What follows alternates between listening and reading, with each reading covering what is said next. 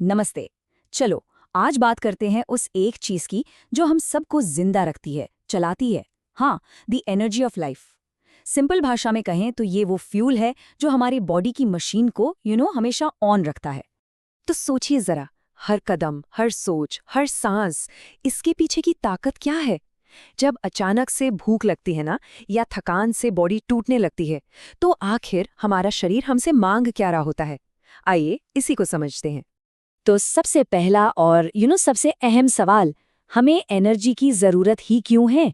जवाब इंटरेस्टिंगली हमारे शरीर के अंदर ही छिपा है, उस काम में जो नॉनस्टॉप चलता रहता है।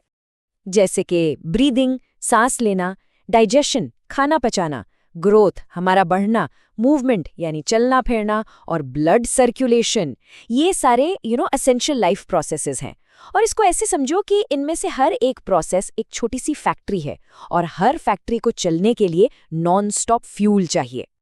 और ये बात बिल्कुल साफ है, बिना एनर्जी के इनमें से एक भी काम, एक भी नहीं हो सकता। मतलब सब कुछ अचानक से ठप पड़ जाएगा।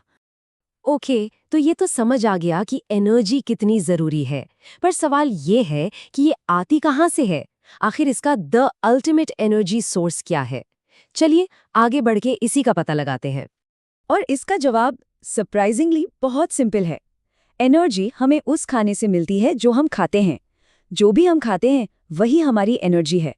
हर एक निवाला, चाहे वो दाल रोटी हो या सब्जी हो, वही हमारे शरीर का फ्यूल है। अब इसका एक साइंटिफिक प्रोसेस भी है, इसे कहते हैं रेस्पिरेशन।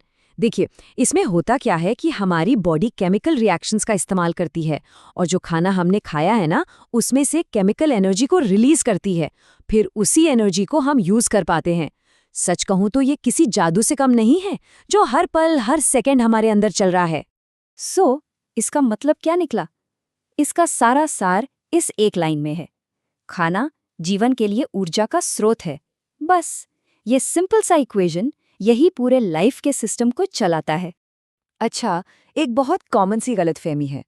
लोग सोचते हैं कि एनर्जी तो बस तभी चाहिए जब हम भाग-दौड़ कर रहे हैं, काम कर रहे हैं। पर जब हम आराम करते हैं या सोते हैं, तब क्या?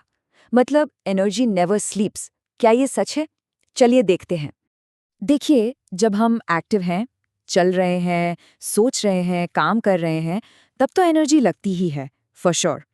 लेकिन दूसरी तरफ व्हेन रेस्टिंग, आराम करते वक्त, सवाल ये है, क्या सोते वक्त भी एनर्जी की जरूरत होती है? और इसका जवाब है हाँ, बिल्कुल जरूरत होती है।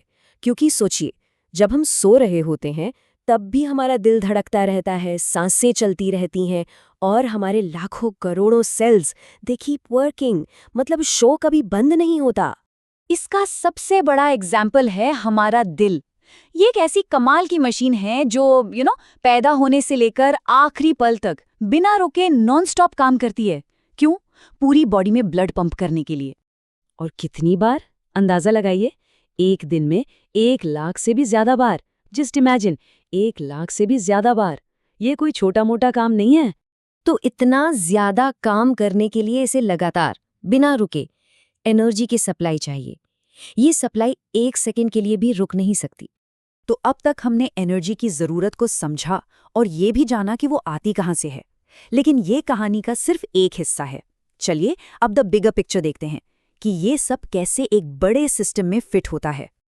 बेसिकली लाइफ के 3 मेन प्रोसेसेस हैं। स्टेप 1 है न्यूट्रिशन, मतलब फूड लेना और उसे प्रोसेस करना।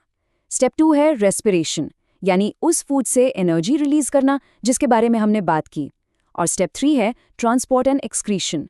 इसमें ज़रूरी चीज़ें बॉडी में हर जगह पहुंचाई जाती हैं और वेस्ट प्रोडक्ट्स बाहर निकाले जाते हैं। ये तीनों मिलकर ही लाइफ का पूरा साइकिल चलाते हैं। तो चलिए इस सबको एक फाइनल समरी में समझते हैं। की टेकअवेज क्या हैं? नंबर 1, जिंदगी के हर काम के लिए एनर्जी ज़रूरी है। नंबर 2, ये एनर्जी खाने से मिलती है। नंबर 3, इसकी ज़रूरत लगातार है, सोते हुए भी। और आखिर में सारे लाइफ प्रोसेसेस इसी कांस्टेंट एनर्जी सप्लाई पर डिपेंड करते हैं।